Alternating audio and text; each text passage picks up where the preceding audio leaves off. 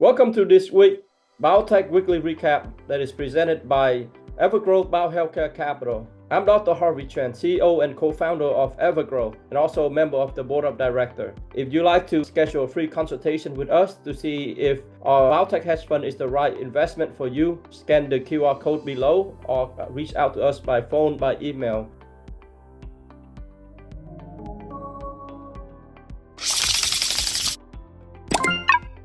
First update for this week is on Vanda Pharmaceutical. Stock ticker for that is VNDA. Now, before I present this to you, I want to share with you the disclaimer. This is not a recommendation to buy, sell, or hold any stock. You should always consult your own investment advisor before making such decision. This is simply a recap of the latest news and event happening in the biotech sector, where we focus on development featuring the large cap biotech stock as well as some of the small cap biotech company. Keep in mind that we do not hold any of these stock because they did not clear our investment criteria, but they might be investment grade company for you. So back to Vanda Pharmaceutical. Vanda and Anaptys Bio, they announced an exclusive global license agreement for imsidolimab, which is an IL-36R blocker that has completed 2 phase 3 trials for generalized pustular psoriasis, or GPP.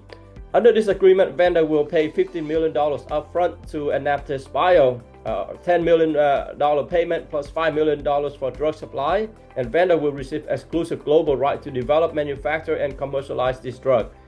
This drug passes or completed 2 phase 3 trials for GPP. Gemini 1 and Gemini 2 is a global phase 3 trial for this condition, GPP, which is a rare skin disorder affecting between 1.76 and 124 patients per million people worldwide. And Vanda plans to prepare the BLA and the MAA application for the US and EU market correspondingly in 2025. When you see this deal upfront payment, you can say that it's not significant, only $50 million.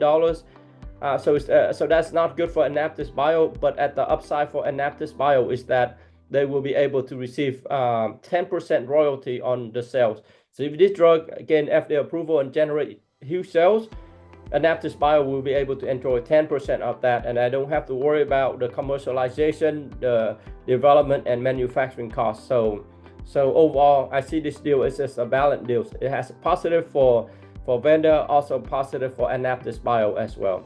Next is Viking Therapeutics, VKTX. This company, Viking, reported its Q4 and full fiscal 24 financial result, and they highlight significant progress in its clinical pipeline. The company planned to initiate phase 3 study for its obesity drug, VK2735, in Q2 of this year. Following their positive phase 2 venture study result, which show up to 14.7% body weight reduction. The phase 2 trial for an oral version of VK2735 or this drug is also currently underway. In terms of the finance for Viking, they have a strong cash position of $903 million at year-end fiscal 24. That is a significant increase from $362 million back in 2023. 149% increase. So overall, what is a financial result for a developmental stage company like Viking, or a company that does not have a product that is FDA approved or a product that is on the market yet? So for this financial report, the company will feature its pipeline development, where its drug is in its clinical study process. Also, they feature its cash position as well. So from the pipeline wise, company is advancing its obesity drug into its phase 3, which is good, coming off from a positive phase 2 study. Also, company significantly boosted its cash position so that it will have adequate capital to fund its drug throughout the whole innovation process. 70 Bio, TSVT, this company reported its prelim fiscal 24 result for Abecma, which achieved $240 million. A negative 32% YOY sales decrease for the sales figure in the USA, and but that is within their previous guidance of $240 to $200 million in revenue. Now, cash-wise, this company TSVT expected to close their fiscal 24 with $184 million in cash and equivalent. This is a small company. So $184 million of cash and equivalent would be significant for this firm. 72Bio is expected to reach quarterly break-even by the end of this year, fiscal 25, and that is supported by their ABECMA focus strategy, which include R&D, asset monetization, and streamlined operation.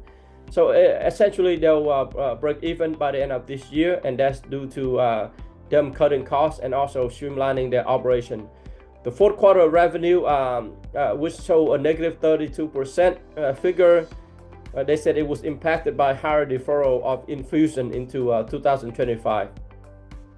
The company 72Bio share profit and losses equally with BMS or Bristol Myers Squibb for ABECMA development, manufacturing, and commercialization in the US. So in a 50-50 sharing structure here, 72Bio will be able to enjoy more cash flow, but at the same time, they also absorb 50% of the loss with Bristol Myers Squibb also. If you own this stock, you want to make sure to check back to see if the company can reverse trend in the upcoming quarters.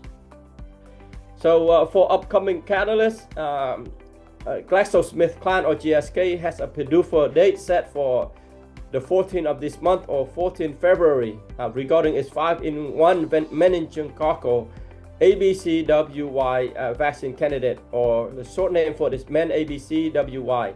So by February the 14th, the FDA will have, that's the deadline for the FDA to make its approval decision for this this broad spectrum meningococcal vaccine, because now this vaccine will be targeting both serogroup B and also serogroup ACWY. And it's important because it can prevent invasive meningococcal disease, IMD, which is very, very severe disease.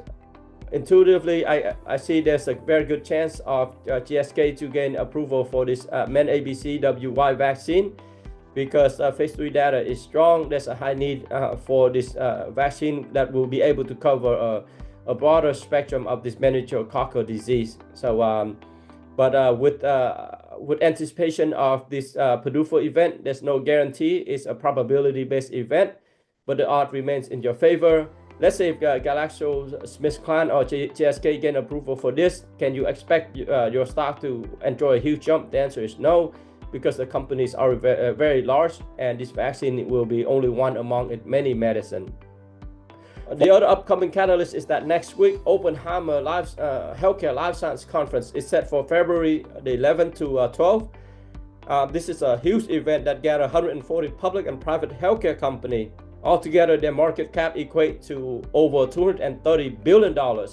So very, very big, lot of different companies there. It will feature a presentation from different company participation here, as well as fireside chat hosted by Oppenheimer Healthcare Equity Research Analyst, and it's a good opportunity for the investor to meet with the company management. The other upcoming event is that this month you'll see a lot of earnings release from the various biotech company. If you hold a growth biotech company with small market cap, a positive earning event can get your stock jump significantly, and vice versa. So be sure to keep your eyes this month out on the earning release. That is all, guys. For a company that would see their stock jump above 100% or so after an FDA approval, those are the smaller cap biotech stock that we hold in our investment portfolio. And because those companies are young, small company that have not get an FDA approval yet. So if they get FDA approval for potential blockbuster, that is a huge fundamental win for the company, which explains their jump in the stock price. We invest in a lot of those companies. That's our main focus, and that allow us to achieve very strong market outperformance since our inception. If you want to learn more about our fund, how we've been beating off the market benchmark, and to see if we can potentially put your money to work for you to enjoy beating the market, click the link below to schedule a call with us. So that we can get in touch with each other and to see if we're right for each other. If you want to capture this lucrative opportunity while investing in the innovation that deliver hope to the patient, but you either don't have time or you don't have the expertise, reach out to us, contact us. We'll schedule a call to see if we are the right fit for each other.